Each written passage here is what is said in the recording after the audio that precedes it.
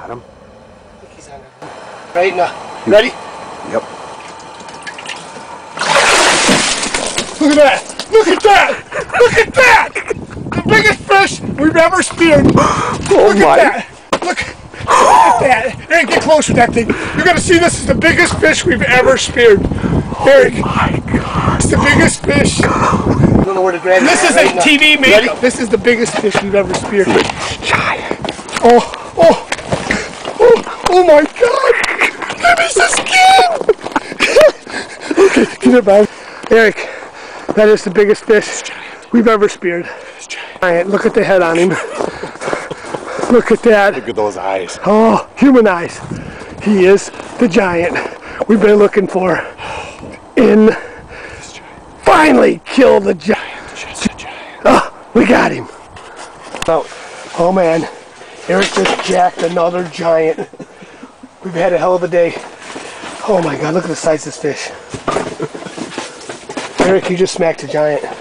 Here, take this, take the spear here. We just speared the new biggest fish we've ever speared. Look at this. 42 inches. You think that last year was big? Hey, this is the new giant. Hang him down. Let's see how big he is. Put him next to those 30s. Dwarfs them. Dwarfs the 30s. Look at that. That. New giant. Give me some skin on that one. Yeah. Eric Mulvany, the famous pike slayer of the monsters. Well, thanks, Ron. I know this is your spear. You told me it's your spear, and I'm convinced now. I'm out to your shop today, and I see how you made it. And apparently, you made this one 20-some years ago. You caught my act on YouTube video where I got a 40-inch pike last year with this spear. Eric, that is the biggest fish we've ever speared. He's 45 inches long, 20 pounds. Giant. Look at the head on him. Look at that. Look at those eyes. Oh, human eyes. And I've only been spearing for 2 years. Last year was my first year, and that's the year I took the first 40-inch pike. And I've got a new YouTube video that's coming that I took a 42.25-inch northern, 21.5 pounds and 22-inch girth. Oh man, Eric just jacked another giant. Eric, come on, bring that fish out. We just speared the new biggest fish we've ever speared. Look at this. 42 inches. You think that last year was big? Hey, this is the new giant. Been fairly successful with this spear, and she's lived a good life, and I think she's going to retire now because I understand that today when I came out to the shop, you've got a new spear for me. Yes, sir. And boy, am I ever tickled about that. Brand new spear, and you know, I can't help but think that this one's going to get a lot of nice life, and it'll hopefully have the same kind of luck and success ratio I had with the other spear. If not, I'll have to grab that old spear off the wall and see what I can do with her. But you know, I started out being a little bit of an anti-spear. I fished my whole life, and I always sort of looked at spearing in a way that I thought it just didn't seem to make sense to me. That I always perceived that people were just over harvesting fish and slaughtering everything that came into the hole. And 2 years ago I met a friend who's in my YouTube videos with me, and he convinced me to try it, and so I tried it, and what I found is that it's not at all like what I envisioned. You know, you're not like people who practice catch and release. You're looking and releasing, and you're watching fish go through the hole, and you're not taking and slaughtering every fish that comes in, but you're being selective about those fish, and you know that when you take something that you're going to eat it. And a prime example is this last pike that I took. We fed 13 people with that fish, and we had fish left over. So it was a great way to celebrate the fish. The fish lived a long life. We hope that we're all going to live a long life, but the fish, it was that fish's time, and just like we all have a time that we're going to go. So I'm happy to be part of the spearing group now. I'm going to get myself involved with the Michigan Dark House spearing group, and I hope again to have many years where I can enjoy this sport along with everybody else. So Ron, and old guy, I really appreciate you having me out here to the house today, and I hope that you have great success, continuing success, to sell these great quality spears and spuds that you've been making here in Millington, Michigan. Thank you. Ron and Olga have been doing this for how many years? About 26 years right now. And Ron, what do you expect the age of this spear to be? Oh golly, this is one of our first spears that we manufactured. And I used reason I know it's very old is shaft size was a lot larger here than what it is now. This is 7/8 and the other one I do now is 3/4. So as soon as I spotted this in the video, when you build these as long as I have had, you can spot your product. And I would say this spear goes back 24 years approximately.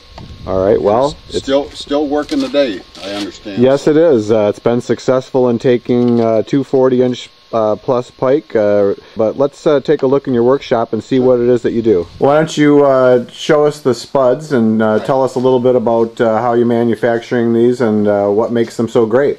Well, this started back in about 1979. I was in the sports shop getting some minnows for fishing that winter, and I just noticed that they didn't have any ice spuds in the store, and I asked the owner there, I says, where's your ice spuds? He says, well, we haven't been able to get any. I says, well, I could go home and maybe make you a few, and that's where it got started. I think I built him a dozen that winter, and the next year it went to like 150 and then 400, and then it just kept getting bigger and bigger, but you know, it's unfortunate we don't have the young people involved in the fishing that we did years ago. So at one year we made close to 5,000 ice spuds, and now it's down to about 2,500 a year. And hopefully we can get our young people back involved into spearing, because you need an ice spud to walk out on the ice, early ice and late ice, and then reopen holes. It's still a very versatile tool.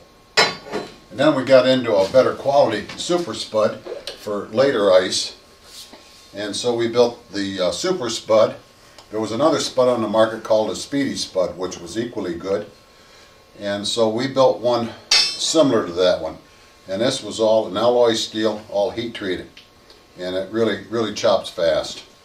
And then after that, we got into, had a young lad come and ask me if I could build him a sucker spear. I said, oh yeah, I'll build you a sucker spear. So then we started building sucker spears, and then the following year we got into building pike spears. And we started with a 5-tine, and then we got into a 7-tine weighted, and we built a 7-tine regular, non-weighted, and then we got into building a 9-tine weighted. But this has been our mainstay spear here. It's been just the #1 seller for us. And we probably build, maybe 400, 500 a year approximately of all the different sizes. But it's all heat-treated alloy steel. And so they really hold up a long time. And how do people know about your spears? I mean, how do they find out about you? Well, we have a number of distributors here in the Lower Peninsula that carries our products. And we have one in the UP that carries them. And then we do all our own marketing out in Minnesota and Wisconsin and now the Dakotas, since they opened spearing up out there. Okay. But it's a very fun sport. I mean, it's not, you don't go out and just kill everything. I mean, you look at what you want and you take it to eat.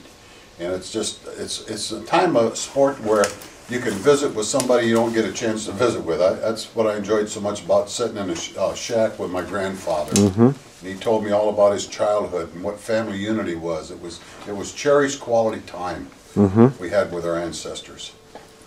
It was just a time you'll never forget as you get older. And people who come first time have no idea and surprised how you can survive living on ice 1 week. They finally they fell in love with life we have and don't want to go home. We had people come all the way from Chicago just to visit us up north. Just to see what it's spearing about. Well, Ron and Olga, I just want to say it's been a pleasure today to be out here to your house and to your shop and to get to meet both of you, get to see your spuds and your spears, and again, to be blessed to be able to have a new spear and spud. I'm tickled. I'm going to enjoy hopefully a lot of years, and hopefully you and I and Olga will get on the ice sometime. Oh, yeah, that'd be wonderful. Great. Yeah, that'd be great. Great. Thanks so much. Thank you for coming.